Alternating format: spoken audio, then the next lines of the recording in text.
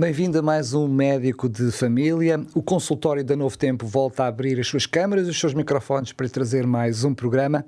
E para isso temos connosco mais uma vez a doutora Cláudia Neves. Cláudia, mais uma vez, bem-vinda. E mais uma vez é um prazer estar aqui no auditório da Novo Tempo e da Rádio RCS. Tu hoje escolheste para o nosso programa tratar de um assunto que, na minha mente, eu acho que toda a gente já sabe o que é, já conhece, mesmo não tendo a informação toda. Eu acho que tu nos vais surpreender, mas escolheste-nos falar sobre menopausa. Por que é que decidiste falar sobre este assunto? Porque é um assunto que ultimamente muitas pessoas, claro que mulheres, me colocam questões em determinados pormenores, sobretudo na sintomatologia, como ultrapassar da melhor maneira, com qualidade de vida. Porque, claro, é uma fase da vida que atinge todas as mulheres. E, sobretudo, as que chegam a essa idade fazem muitas perguntas sobre este tema. Por isso decidi preparar aqui também este tema. Então vamos começar desde logo por nos explicares o que é a menopausa e já agora, porque também acho que traz alguma confusão, quando é que podemos considerar que a mulher já entrou na menopausa? Ok, então já percebemos que menopausa não é uma doença, é uma fase da vida da mulher.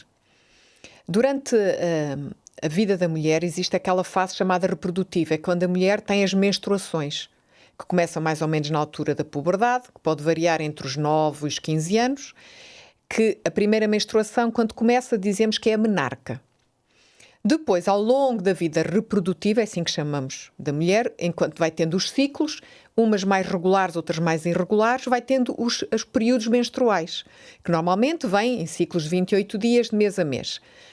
14 dias, mais ou menos 2 semanas depois de vir o primeiro dia da menstruação, ocorre o que nós chamamos a ovulação, que é nos ovários das mulheres, que são duas estruturas que nós temos aqui na nossa escavação pélvica, vem à superfície um óvulo, isso é que se chama ovulação.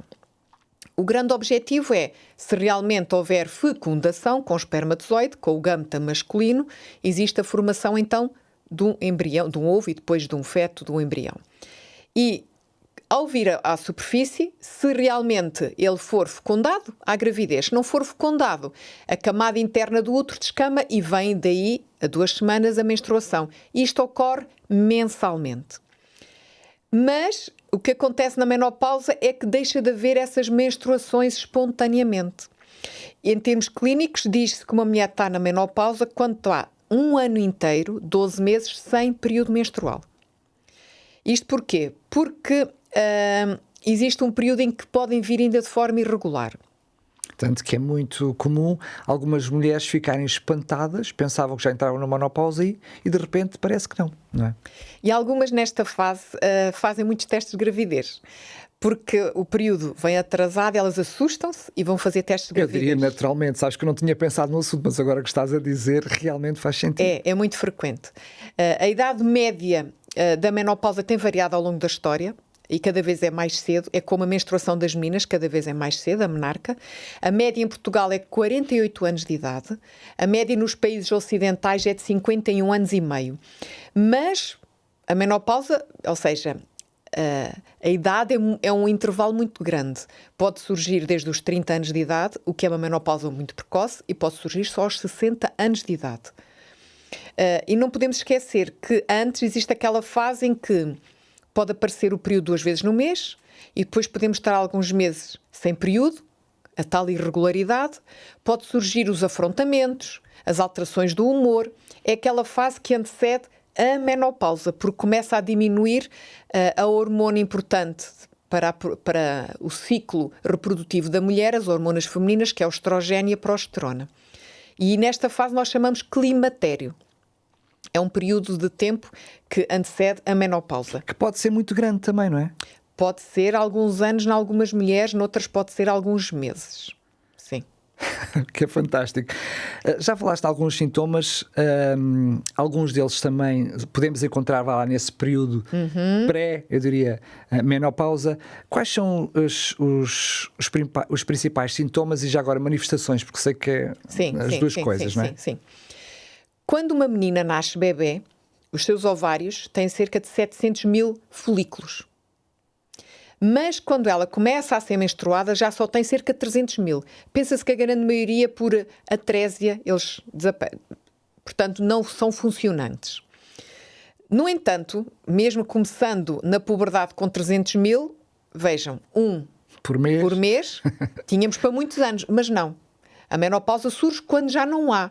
Porquê? Ou porque realmente houve ovulação, ou não houve ovulação, ou houve fecundação ou não, e acaba por a maioria, por atrésia, serem não funcionais. E quando chega esse período, é o que nós chamamos de menopausa. E o que é que isso denota? Já não há folículos e os estrogénios estão muito mais em baixo. Ao estrogénio estar em baixo, isso vai desencadear no nosso cérebro um aumento de outras substâncias hormonais que estimulavam os ovários a produzir os estrogénios e progesterona. Não havendo aqui o cérebro, então, mas isto está num nível muito baixo, vamos aumentar. Todas estas alterações hormonais geram estas manifestações que são as irregularidades menstruais, que ora vem 2 vezes por mês, ora está vários meses sem vir. Há aumento do tamanho dos ciclos e algumas mulheres, como já referimos, têm medo de estar grávidas, até que surge mesmo o que nós chamamos a menorreia, que é estar sem período. A menorreia de 12 meses é menopausa, ponto. Mas os sintomas mais frequentes, que atingem 60% a 80% das mulheres na menopausa, são realmente as manifestações vasomotoras, que as mulheres conhecem como os calores, os afrontamentos. E dá realmente como um calor exuberante da cintura para cima. Nós sentimos até no couro cabeludo e seguido de suores frios. Transpiramos muito, mesmo aquelas que não transpiravam. Isto dura segundos, minutos e passa. Pode surgir durante o dia e pode surgir durante a noite. São mais intensos nos 2 primeiros anos da menopausa. Podem surgir também na fase que antecede a menopausa, o tal climatério. São mais frequentes nos 2 primeiros anos, mas há mulheres que até 8 anos depois ainda têm os tais afrontamentos. Olha que maravilha. É. Portanto, isto não há o 100% nem 0%, é o mais ou menos. Geralmente desaparecem após 5 anos da tal menopausa, da ausência de menstruação. E isto interfere muito com a vida da mulher, porque interfere com a sua capacidade de trabalho, de concentração, o sono. Mas estas são algumas das manifestações. Depois temos as psicológicas, que muitas também se queixam. A dificuldade em adormecer, a chamada insónia inicial, o acordar de noite, parece que já dormi tudo, mas ainda estamos no início ou no meio da noite, o acordar muito cedo e não conseguir voltar a adormecer. Existem alterações do humor e muitas vezes quem se queixa mais são os que coabitam ou trabalham com as mulheres nesta fase, que as mulheres realmente têm uma maior labilidade emocional. Existem também pessoas que referem maior probabilidade ou propensão para a depressão nesta fase. Os estudos não comprovam uma relação fisiológica da depressão com a menopausa. No entanto, nós não podemos esquecer que nesta fase da vida da mulher acontecem muitas coisas que mudam. É os filhos que saem de casa, seja para estudar ou para trabalhar, é o chamado ninho vazio, é as alterações muitas vezes na sua atividade profissional, é a transição para a reforma, em algumas, e o encarar do envelhecimento, as alterações do nosso corpo. Exatamente. Que implica uma outra atitude, uma mudança de paradigma a muitos níveis, e tudo isto por si já obriga-nos a uma maior capacidade de adaptação e pode gerar maior probabilidade de ansiedade, de depressão. Ou seja, não é em si com o processo menopausa, tem a ver com a fase da vida da mulher. Eu diria que é tudo junto. Também, é verdade. Temos outras manifestações que nós chamamos as perturbações gênito-urinárias. Porquê? Porque a parte inferior da nossa bexiga, a nossa uretra, que é aquele canal que vai da bexiga posterior para onde sai a urina, e a própria camada de mucosa interna da vagina, são dependentes desta hormona feminina que é o estrogénio.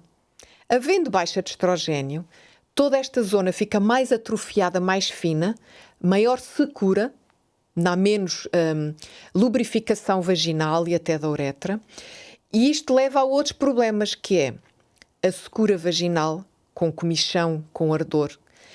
Algumas queixam-se, algumas têm vergonha de referir, mas a dores durante as relações sexuais é muito frequente nesta fase. Nós dizemos numa palavra só diz dispareunia, dor durante a relação sexual. Isto pode interferir até no relacionamento do casal, porque interfere na sua intimidade.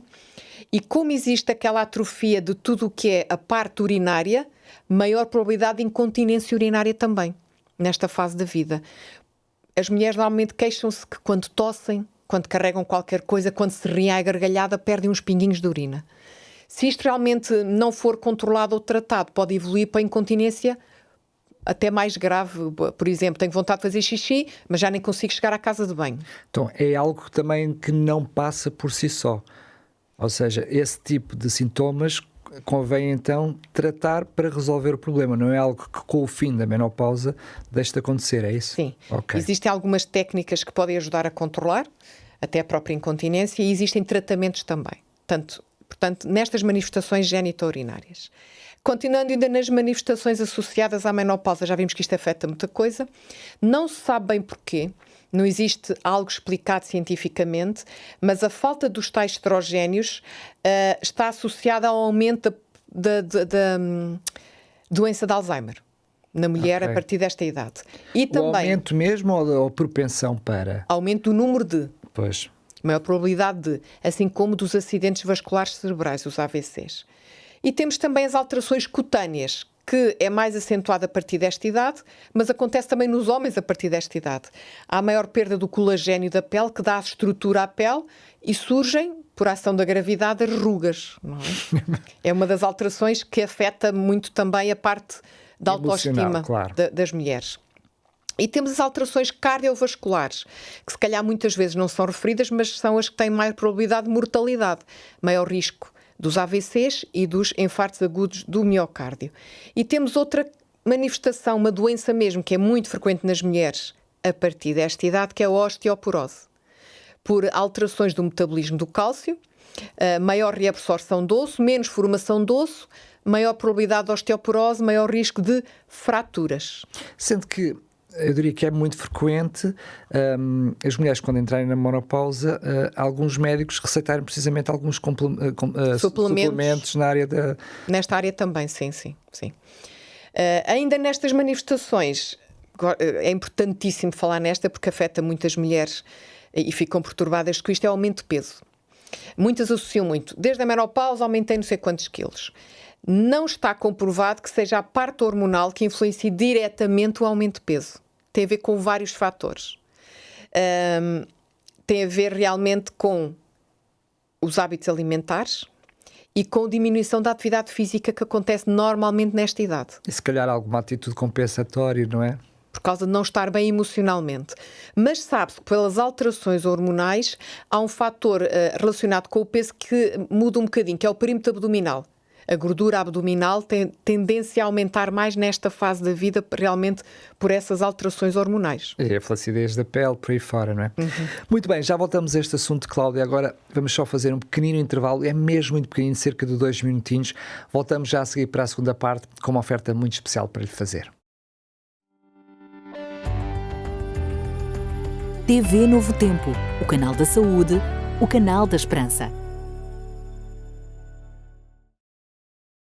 Estamos de volta para a segunda parte deste médico de família. Hoje estamos a falar de menopausa, mas comprometido, antes quero-lhe fazer uma oferta muito especial. O guia de estudo A Máquina Humana, um guia de estudo muito completo, cheio de dicas muito práticas para ajudar a ter um estilo de vida mais saudável. Falámos, por exemplo, ainda há pouquinhos minutos, falámos sobre a questão de aumento de peso. Por exemplo, tem aqui um capítulo sobre a obesidade, mas tem muito mais. É um guia bastante completo, preparado por especialistas, para nos ajudar a ter um estilo de vida mais saudável, mas também a fazer a transição de velhos hábitos para novos hábitos mais saudáveis. E o melhor que tudo é que é totalmente gratuito. Basta enviar-nos uma mensagem para o 933 939291 com as palavras Máquina Humana e depois entraremos em contacto consigo para lhe enviar gratuitamente para a sua casa pelo correio. Cláudia, falaste já, enfim, de alguns sintomas, daquilo que são também algumas manifestações, portanto, da menopausa. Algumas delas são bastante conhecidas, até porque, como grande parte delas são sentidas por grande parte das mulheres, não é novidade. Mas Como é que se diagnostica? Como é que se percebe, através desses sintomas, algum tipo de exames? Como é que é feito este diagnóstico? Pela própria definição de menopausa, é a amenorreia 12 meses, ou seja, a ausência de menstruações 12 meses é menopausa.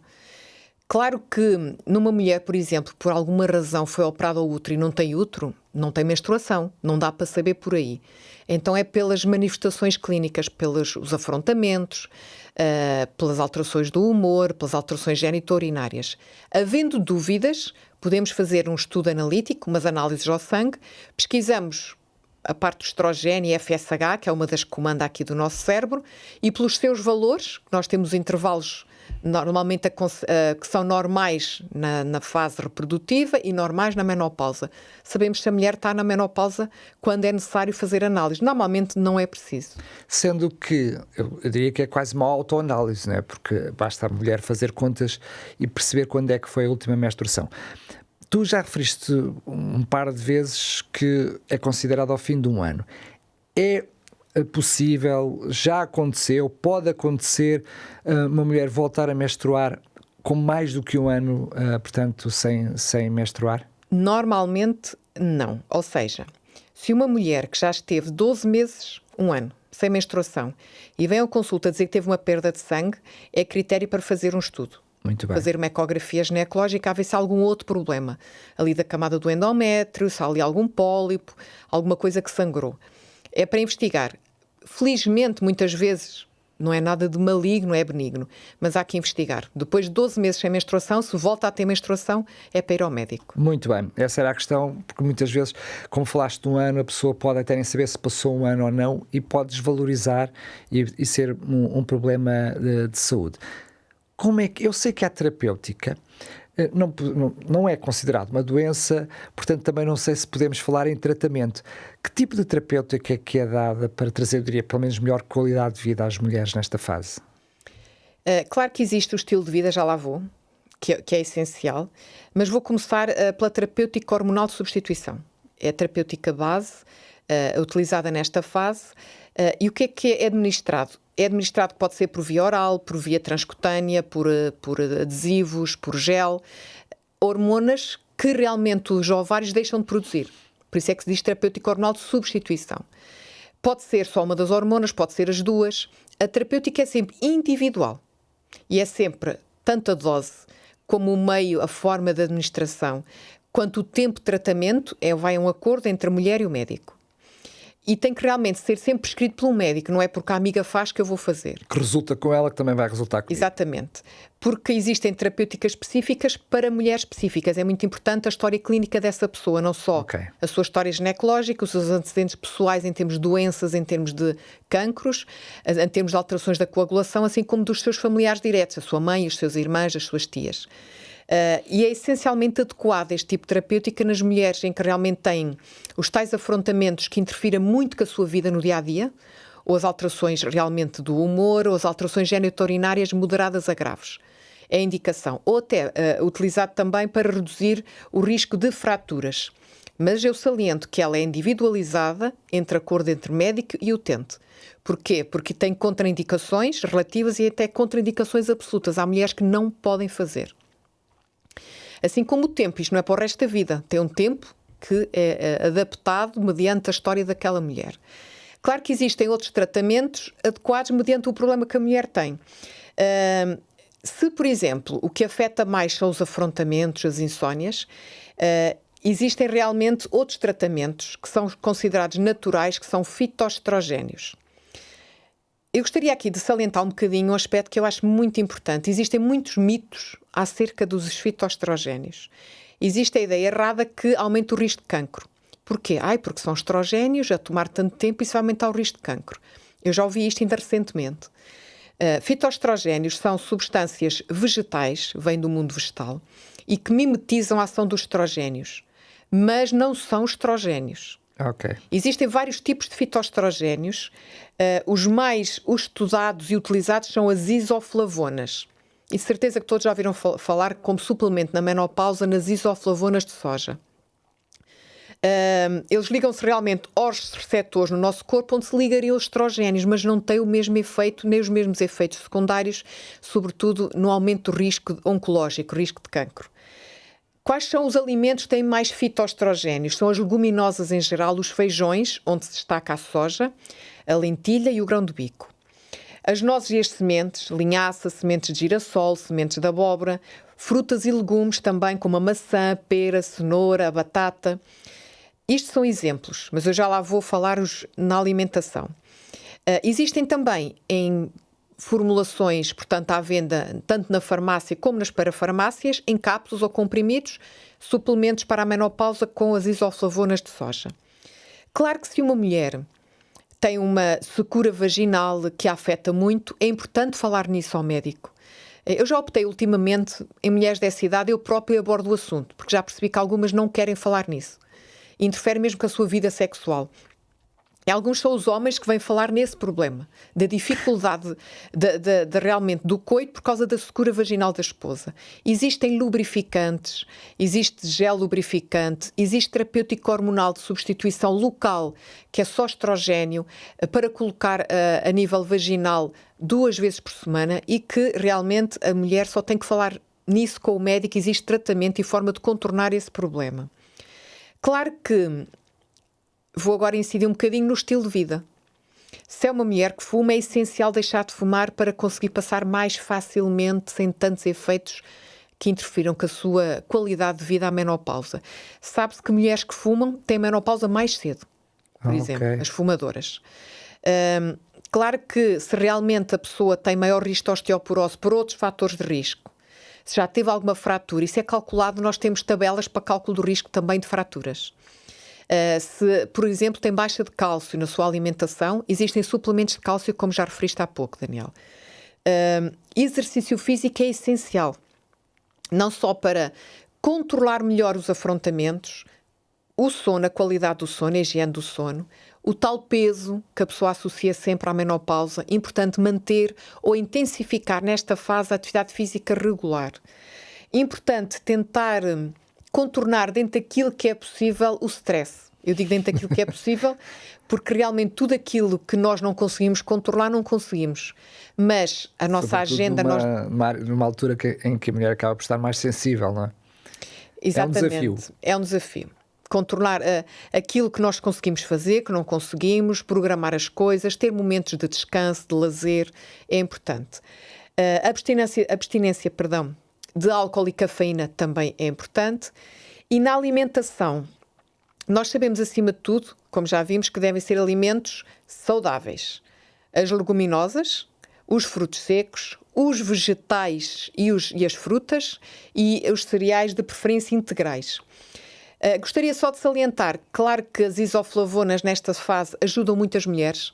Eu tenho uma utente que ainda há pouco tempo veio à consulta, ela está na menopausa mais ou menos há 6 meses. E ela disse-me assim, fui à minha ginecologista e ela receitou-me isto, ela mostrou-me mesmo a caixa, era isoflavonas de soja. Ela disse, isto fez um milagre na minha vida. Eu deixei de ter afrontamentos, não tive nem mais um afrontamento e passei a voltar à qualidade de sono que eu tinha antes da menopausa.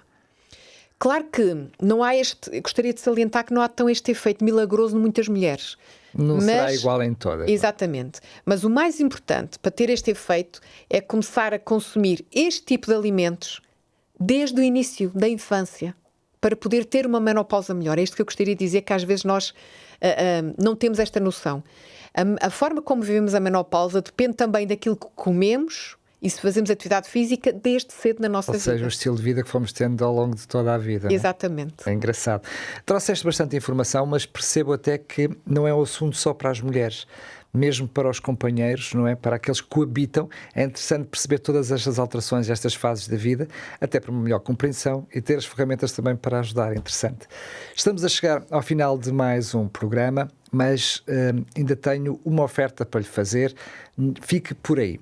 Cláudia, ainda temos alguns minutinhos e eu queria te perguntar o seguinte: muitos desses sintomas acontecem já antes, muitas das mulheres já estão a sofrer e, como vimos logo no início do programa, por vários anos.